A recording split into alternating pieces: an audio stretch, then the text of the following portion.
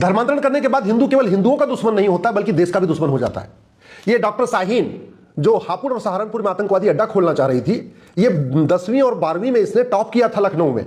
उसके बाद इसने प्रयाग से सरकार गवर्नमेंट कॉलेज से इसने एमबीबीएस किया, कानपुर से इसने गवर्नमेंट कॉलेज से इसने पीजी किया, गवर्नमेंट डॉक्टर हो गई, बाकायदा टीचर प्रोफेसर हो चुकी थी। इसके बावजूद ये भारत को बर्बाद करने की पूरी प्लानिंग कर रही थी, जैसे मोहम्मद के लिए काम कर रही थी, महिलाओं का आतंकवादी दस्ता बनाना चाह रही थी। और हापुड़ और सहारनपुर में तो बाकायदा इसने आतंकवादी कैंप के लिए पूरी जगह भी ढूंढ लिया था। इसके अलावा ये अमरोहा में, मुरादाबाद में, संभल में, बिजनौर में, सहारनपुर में, हापुड़ में जगह जगह जाके महिलाओं की सभा भी कर लिया था, महिलाओं का ब्रेन वॉश करना शुरू कर दिया था, महिलाओं को बाकायदा फिरंगी कतरी आत्मघाती दस्ता बनाने की तैयारी कर रही थी। जहां जहां ये आतंकवादी अड्डा खोल रही थी वहां पे बाकायदा मदरसे के बोर्ड भी लगा दिए गए थे, वहां पे दवाखाना का बोर्ड लगा दिया गया था, जिससे बाहर के लोगों को पता चले यहां तो महिलाओं को शिक्षा दी जाती है और महिलाओं का इलाज चलता है। मोबाइल जैमर लगा दिए गए थे जिससे इसकी बात कोई ट्रैप न कर पाए। इसको जो फंडिंग हो रही थी वो विदेशों से हवाला के जरिए हो रही थी। इसके अलावा यहां भारत के अंदर जो नकली दवाओं का कारोबार करते हैं वो भी फंडिंग कर रहे थे, जो ड्रग स्मगलर हैं वो भी इसको फंडिंग कर रहे थे। इसके एनजीओ को विदेशों से एफसीआरए के जरिए फंडिंग आ रही थी और इसका मंसूबा था भारत में फिदाइन हमला करना, महिलाओं को आत्मघाती दस्ता बना के उनको जगह जगह अलग अलग शहरों में जाके बम विस्फोट करवाना।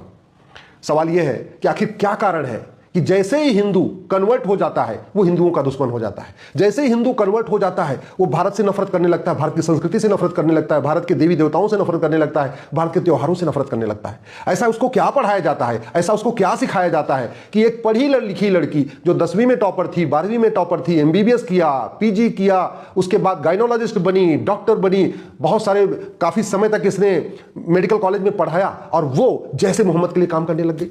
हम ये तो नहीं कह सकते कि जो डॉक्टर शाहीन थी ये अनपढ़ थी, अनाड़ी थी, गंवार थी। हम ये भी नहीं कह सकते थे नहीं छोटा मोटा काम करती थी, 10वीं 12वीं में पढ़ी हुई थी। ये तो बाकायदा पीजी थी।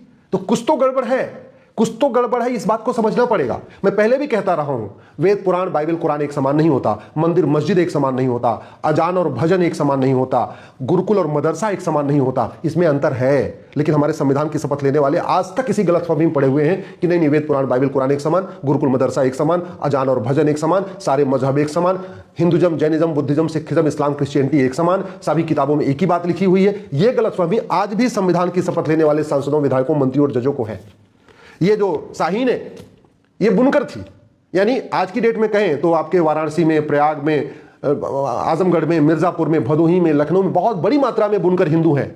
और वो जो बुनकर हैं उनको कुछ एरिया में SC ST का दर्जा मिला हुआ है, कुछ एरिया में OBC का दर्जा मिला हुआ है। तो अगर शाहीन कन्वर्ट नहीं हुई होती, इसके पूर्वज कन्वर्ट नहीं हुए होते तो ये भी हिंदू रहते। अगर हिंदू होते तो आतंकवादी नहीं बनती। और आज के 7 पीढ़ी पहले ये शाहीन भी हिंदू थी, इसके जो दादा परदादा थे वो भी बुनकर थे। मुगलों के समय में जो बुनकर थे उनको जुलाहा कहा जाने लग गया, जो कन्वर्ट हो गए उनको जुलाहा नाम दे दिया गया। बात वही है, बुनकर शब्द को फारसी में जुलाहा कहते हैं। तो जब मुगलों के समय में ये कन्वर्ट हुए तो जो हिंदू बुनकर कन्वर्ट हो गए उनको जुलाहा कहने लग गए।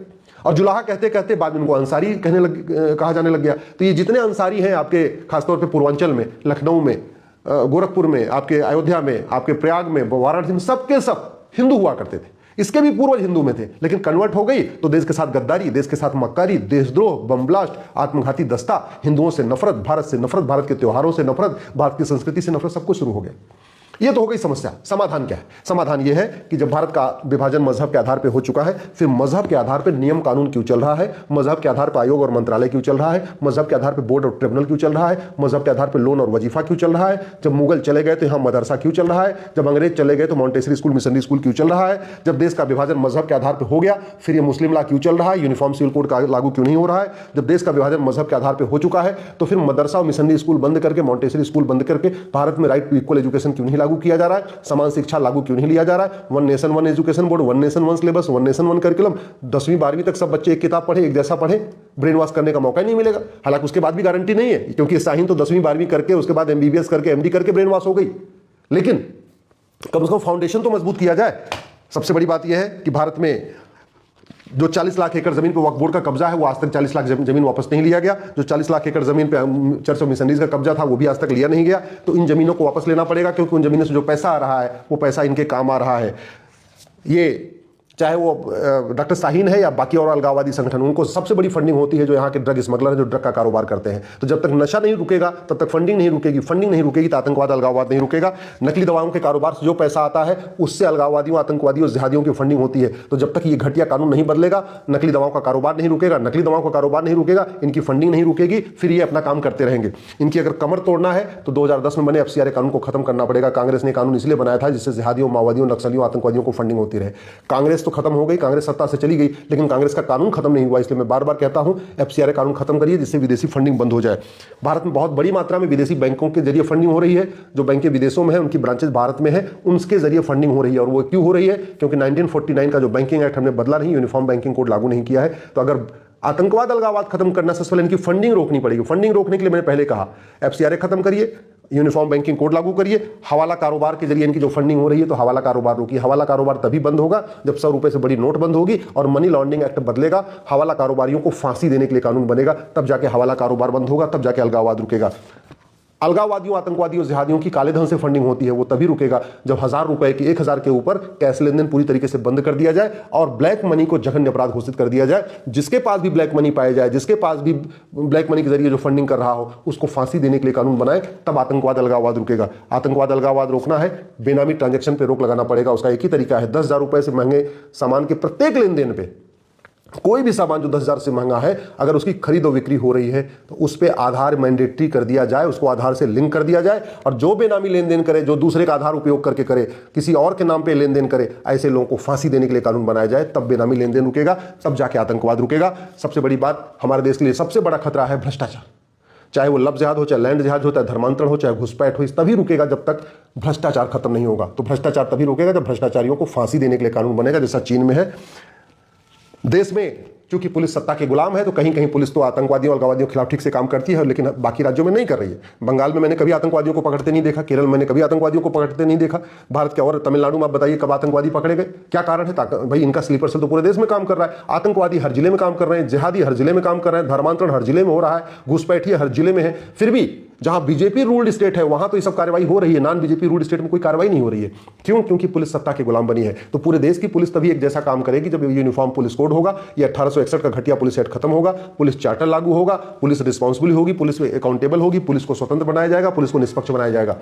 मैं पहले भी कह चुका रहा हूं, भारत की राष्ट्र की सुरक्षा के लिए एक नहीं कम से कम 10 खतरे हैं, लेकिन हमारे और उससे निपटने के लिए हमारे पास कानून है, नेशनल सिक्योरिटी एक्ट, लेकिन इसमें लिखा ही नहीं है कि राष्ट्र की सुरक्षा के लिए क्या क्या खतरे हैं। लब जिहाद, लैंड जिहाद, धर्मांतरण, घुसपैठ, जिहाद, आतंकवाद, मजहबी उन्माद, माओवाद, नक्सलवाद, इसको राष्ट्र की सुरक्षा के लिए खतरा घोषित करना चाहिए। कानून में कहीं लिखा ही नहीं कि क्या क्या हमारे राष्ट्र की सुरक्षा के लिए खतरा है।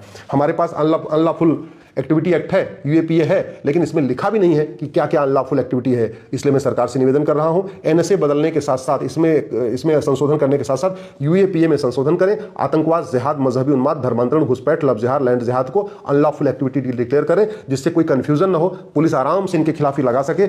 और सबसे इंपॉर्टेंट है, जितना घटिया कानूनों का मकड़जाल चल रहा है उसको खत्म करके एक one nation one penal code बनाया जाए।